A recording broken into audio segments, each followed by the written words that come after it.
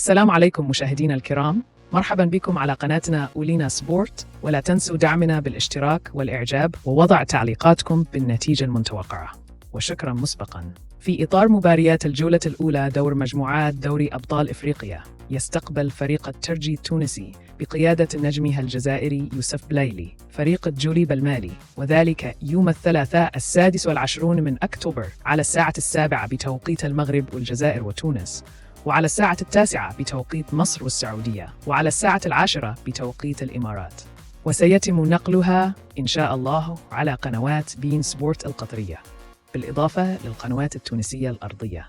للتذكير فإن قرعة دوري الأبطال وضعت الترجي في مجموعة مكونة من دجوليبا وبيراميدز المصري، بالإضافة لساجرادا أسبيرانسا الأنغولي. بالتوفيق لفريق الترجي لتحقيق الفوز والتأهل للدور الموالي إن شاء الله. ولا تنسوا وضع تعليقاتكم بالنتيجة المتوقعة لهذه المباراة إن شاء الله، وشكرا على المتابعة، وإلى فيديو قادم بإذن الله.